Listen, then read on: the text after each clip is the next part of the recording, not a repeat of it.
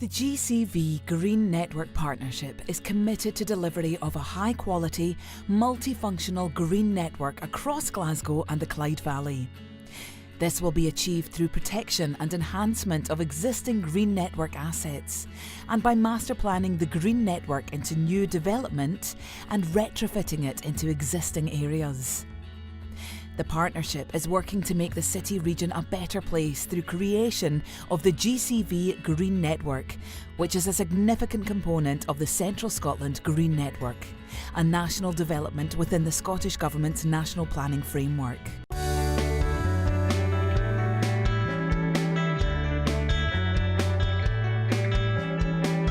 Destined to become Scotland's largest urban wildlife site, the Seven Lochs Wetland Park is a prime example of green network planning and delivery in action. Extending to more than 16 square kilometres, the Wetland Park straddles the Glasgow and North Lanarkshire boundary between Easterhouse, Coatbridge and Steps. It's a fantastic natural asset, situated right in the heart of the Glasgow and Clyde Valley Green Network. The GCV Green Network Partnership has been crucial in making this project happen. It's not just about the green space. A connected and functional green network on the site is critical to the park's success. We've got a lot of house building and growth in this area. We've got Glenboig and Gartcosh community growth area. We've got parts of the east end of Glasgow, and we're envisaging on our side, North Lanarkshire, 3,500 to 4,000 houses in that Glenboig and Gartcosh alone. So we want to bring all this new community together. Glasgow and Clyde Valley Green Network Partnership was instrumental in getting the parties together to think about this project. The project originated from a working group of that partnership, and it's grown from there to become a flagship project for the whole partnership. Well, the park covers 16 square kilometres, and of course it includes the Seven Lochs, but also the habitats which link those lochs together. So that includes 2 sites which are of national importance and several other sites which have got local protection. They've all got a very high quality habitat and wildlife, and hopefully by developing the park we'll be able to enhance that. The Seven Lochs Wetland Park comprises 7 lochs, 5 local nature reserves, a country park and the Seven Lochs Trail, as well as a host of historic sites and features. Plans for the park include establishing 4 visitor gateways linked by a network of walking and cycling routes, restoration of the medieval building at Provan Hall, conservation of habitats to protect important wildlife such as water voles, otters and great crested newts, and delivery of a range of events and activities involving the local community. Plans for the creation of 4,300 new homes in the area are being carefully managed to support the Green Network vision. The Seven Lochs Wetland Park will demonstrate exactly how green infrastructure can be integrated into housing developments to protect and enhance the area's green network, while creating a vibrant and sustainable place to live. The Seven Lochs project is crucial to our community here for a number of reasons. It has opportunities for volunteering and learning opportunities, training opportunities, and also job creation within the parks and the surrounding area. It is one of the most vibrant things that's came to our community in such a long time. It's the wider picture, it's the regeneration that's going to be taking place around us and the connectivity with that. So it's not all about just being a park, and it's about our communities being able to link into that. The GCV Green Network Partnership's hard work and dedication over a number of years has resulted in an injection of millions of pounds of funding for the project. Plans are beginning to take shape for developments that will protect and enhance the area's natural habitats and the ecosystems they support. The Wetland Park will become a national visitor attraction and will be a great place within which to live, work and play with a flagship green network at its heart.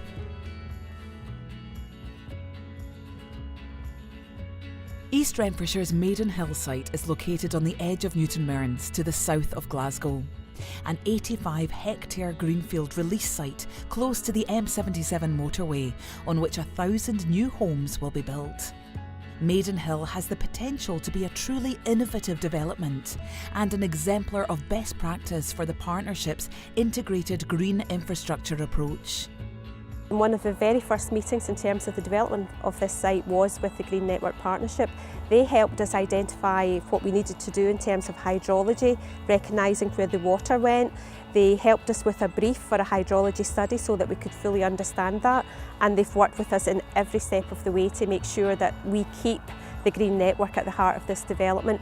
That's continued from a development framework stage right through to a master plan stage, and that has been made clear to the developers from day one that this is an integral part of this development and something that the Council's absolutely determined to deliver. The detail of the Green Network is there will be a central green spine which will run right through the centre of the site. That will provide cycleways and pedestrian access, but it will also be a wildlife corridor. One of the things we had to do was to make sure we use a sustainable urban drainage system, which is commonly known as suds ponds. So there will be a number of sud ponds around this area. We're encouraging the use of swales and water courses to make this area as attractive. It means we'll create very attractive areas for the public to use, the new residents and existing residents who'll be able to use the cycleways through it. So it'll be a very naturalised feature. It'll encourage wildlife, and it's a new approach that we wanted to see, that it was absolutely integrated in the development. At Maidenhill, walking and cycling will be encouraged through the creation of an integrated path network. Existing green features will be retained and enhanced, and habitat corridors created for wildlife. A number of suds ponds are proposed as features within recreational green spaces. At Maidenhill, the Green Network will be multifunctional and truly integrated. What's important from a landscape perspective is using the points of the views, the high points, allowing them to be backdrops for the new housing, because new housing with that kind of natural backdrop looks so much nicer than housing that just is on a flat site.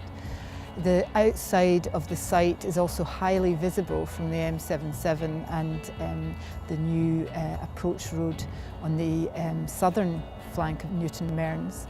And so what the site looks like from these roads is fundamental. So the tree planting, tree screening and green screening is really important. Well, I would hope that that green network and these existing features capture the development and mean that it sits well in the site, and also help people to have really attractive backdrops for their new homes and fundamentally connect people across the site.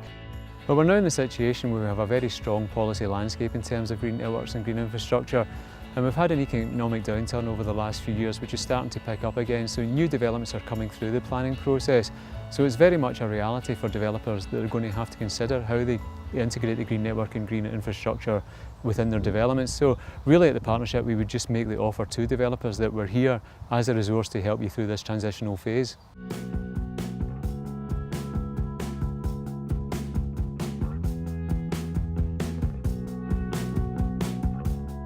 The Clyde Gateway takes in an area of Glasgow and South Lanarkshire totalling 3.3 square miles and is a national regeneration priority.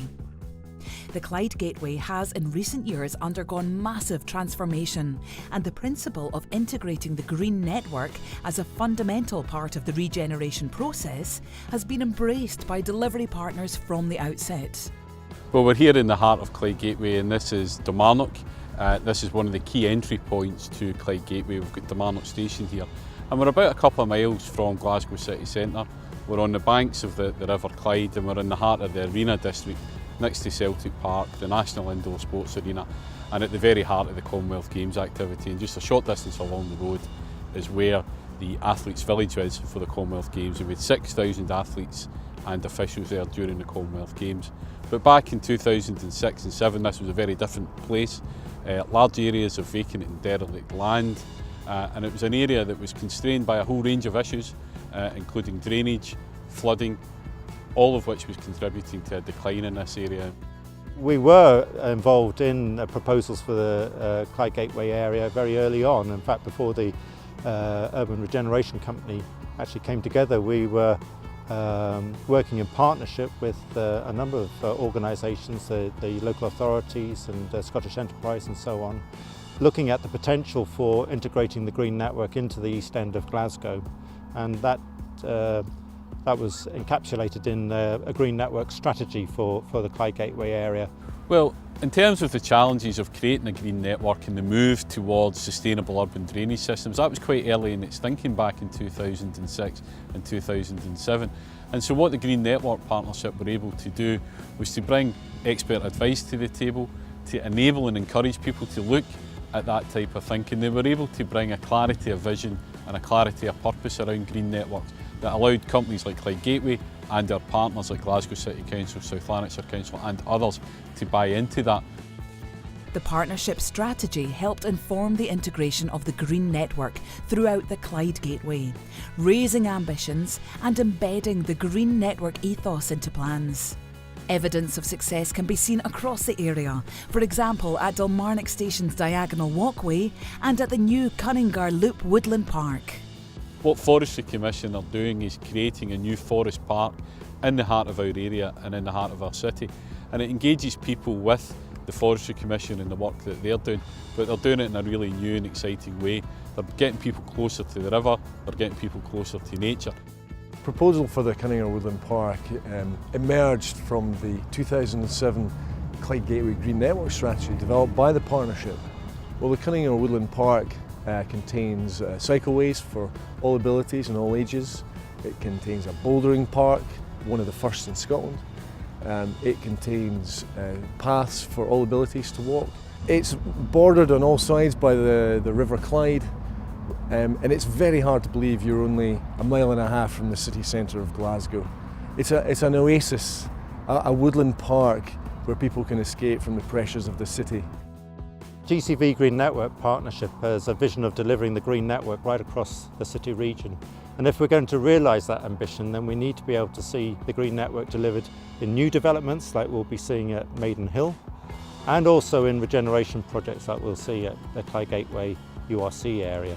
And the case studies that we have here are good examples of how that approach has been realised. The GCV Green Network Partnership is working hard to make the Green Network vision a reality by championing the integration of green infrastructure into new developments and retrofitting the green network into existing areas. If we are to see the vision realised, the approach taken at Maiden Hill and Clyde Gateway has to be replicated across the whole city region.